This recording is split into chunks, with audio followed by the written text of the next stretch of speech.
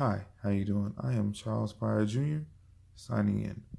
Converged journalism is described in Chapter 1 as the journalism that allows reporters to use the internet to its utmost potential, allowing them to report their news through websites, blogs, as well as social media. Converged journalism allows reporters to use social media to post their news through posts and live stream to help get their news out as quickly and as effectively fast as possible to their viewers.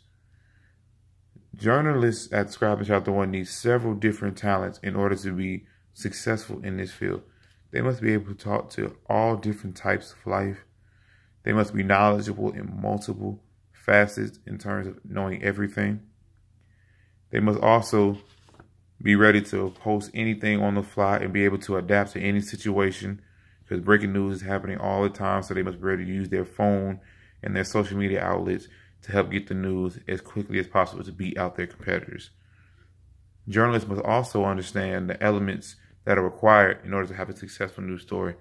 Breaking news should be spread through via text and social media outlets to help get it to their viewers and listeners as quickly as possible, while stories that require more detail should be printed or typed up on online websites in order to allow readers to get the full story and have a better conclusion when drawing the end. Chapter 2 basically just talks about the necessities needed to be a decent journalist in this field. When talking about writing, a journalist must be able to process stories in 5 steps. The idea of how they want their story to be made, how they're going to report and how they're going to get it, how they organize the story to where it is understandable for the reader to digest, the draft of how they write it, as well as revision from their editor. There are 3 different types of formatting news. You have the most known one is the inverted pyramid, the hourglass, and the circle, which is the most commonly unknown unless you are dealing with things such as Wall Street. Chapter 2 also discusses the basis of being a good writer.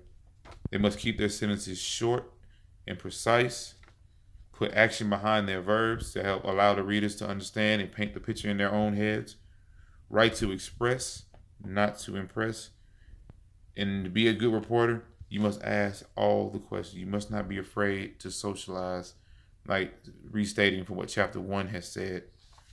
You must also be ready to gather all kinds of data and be able to convey in a way that your readers will be able to understand you.